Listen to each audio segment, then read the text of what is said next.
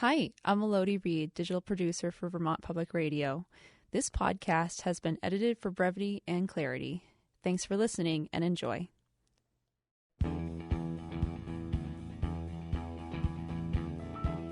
This is Vermont Edition. I'm Jane Lindholm.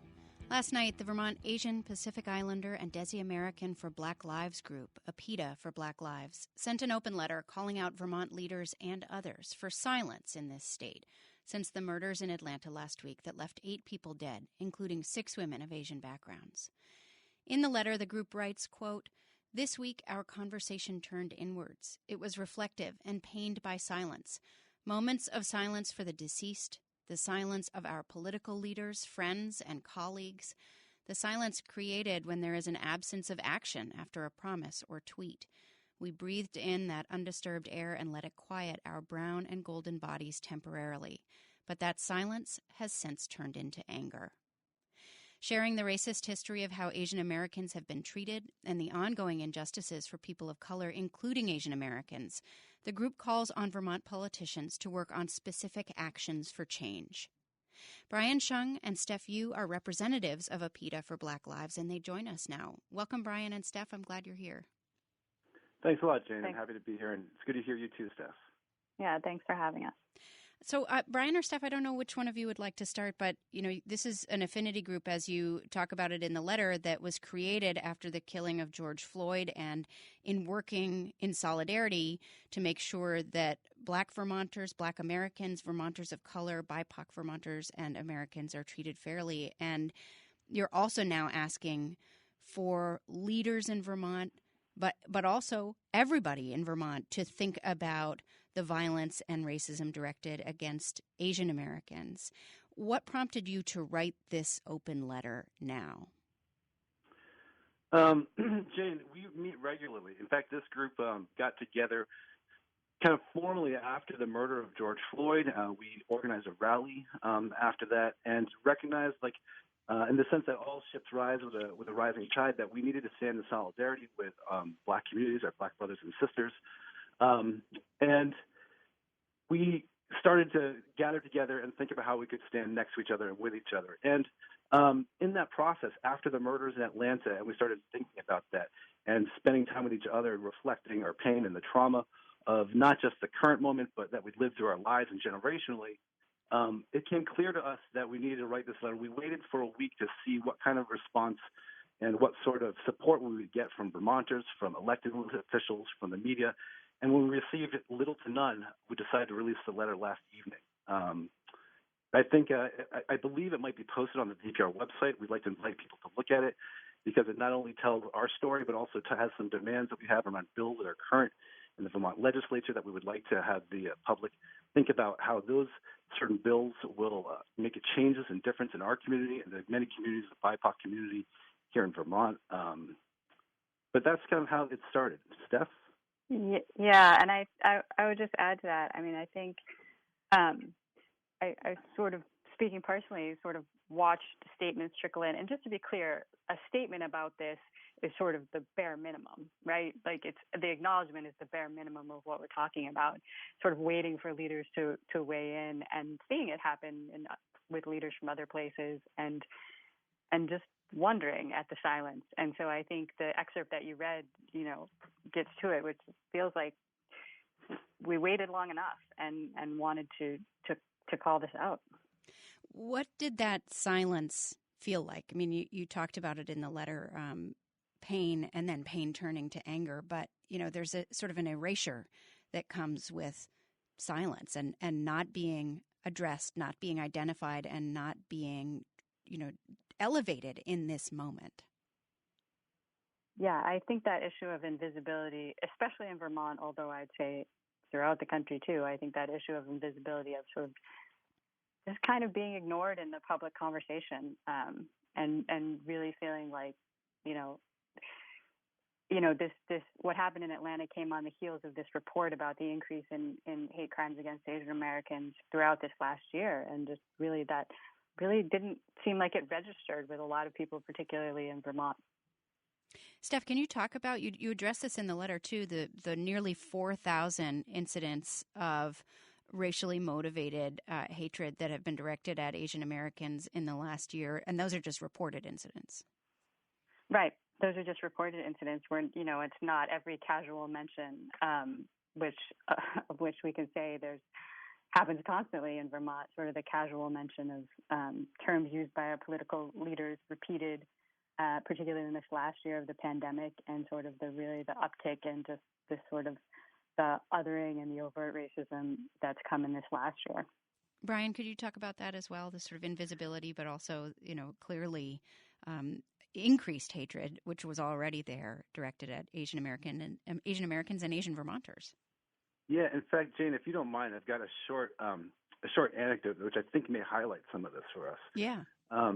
It was about early 2017 or so. I was taking my daughter on a trip to Boston. We stopped at the gas station to get gas and snacks on the way out. And on my way back to the car, someone referred to me as a dirty pig. And this was like the first time I've had lots of slurs thrown at me. I've had actually, physical things thrown at me at different times, in the state. But this was the first time I was with my daughter, and it shook me to my core in a different way, as I think a lot of parents could identify with. But what really, really shook me after that was when I shared the experience with friends and family. The question I was asked was, well, how do you know that was racism? How do you know that had to do with your race? And as a man who grew up in this country with deep brown skin, I think a lot of us have that feeling when we know when something is an act of racism. But that feeling of that questioning, that asking, that kind of perpetual, like, are you sure about this? This feeling of further othering and invisibility. We see this happening in our nation right now. We saw this happen with the reporting after the Atlanta murders. It was a bad day for some. No, that was a murder that happened to some people.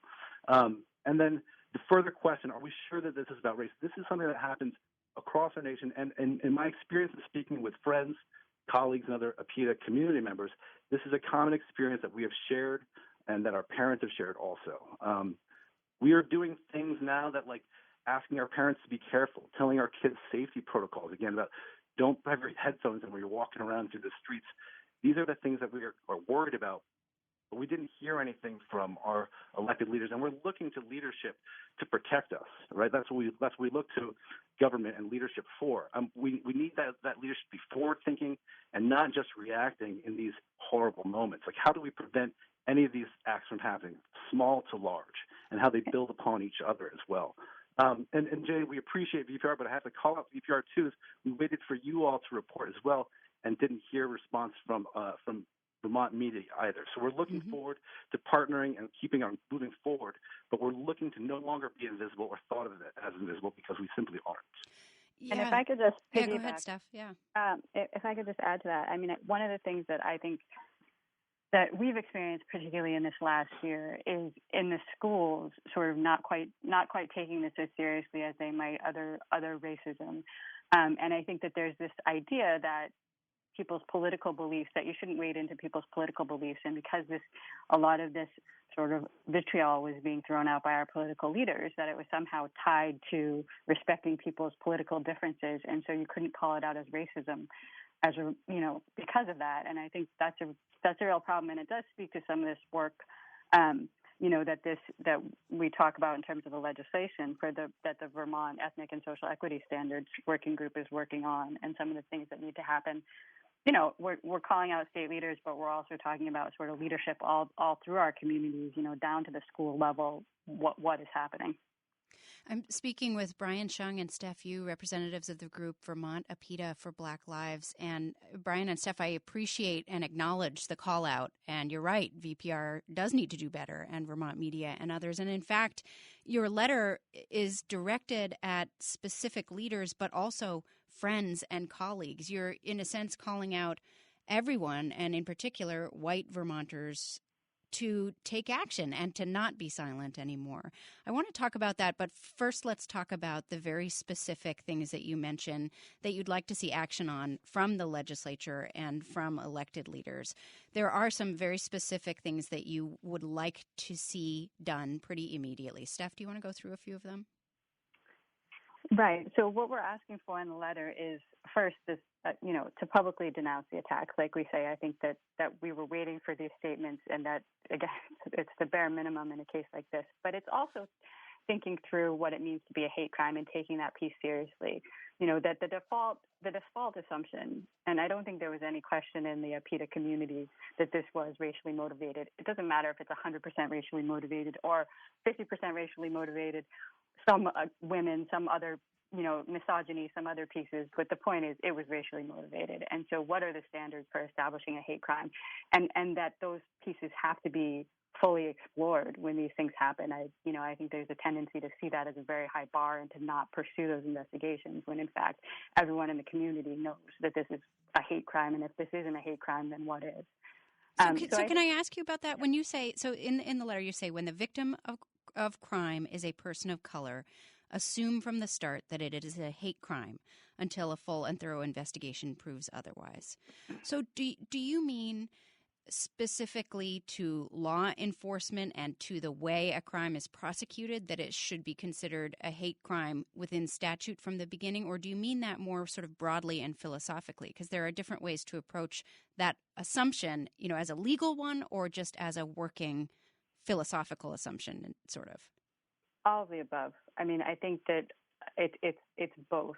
I think that that whenever you can't separate race in this country from any of these crimes, all of that context, that's the world we live in. And so I think that there should be an assumption that race was involved. Brian, I don't know if you want to add anything to that. Yeah, it's again, when we started looking into it, the benefits that are available to a victim of a hate crime only get triggered after such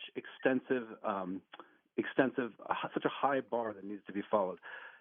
What I hear Steph saying, what we're thinking about more along the lines is, let's assume that bias is involved, because none of us live in this world, in this country, without being influenced by bias. When a person of color is involved, let's begin with the assumption that bias was involved and move from that point, instead of having to make the case through posts on social media, through interviews, through all these different factors that potentially bias was involved. We'd like to start a different sort of process, to think about it from a different sort of view. Yeah, Steph, go ahead. I was just going to say, I think this is mentioned in the letter too, that there's this perception that somehow white people are better able to be neutral rather than people of color in these situations, and that feels wrong in a lot of ways. You also want an executive order issued immediately that calls on every agency, department, university, and employer to study and address equitable representation and equal pay on their boards, commissions, and positions of leadership. What do you think that will happen, Steph? We're always hopeful. I do think that I think that part of the point we're trying to make here is that it's sort of across everything. This needs to be looked at. And we do, we have a racial equity director that is charged with doing some of this work. That work needs to be supported. We have this coalition that's charged with thinking about some of the school stuff. And so all that work needs to be supported. But it's a big job.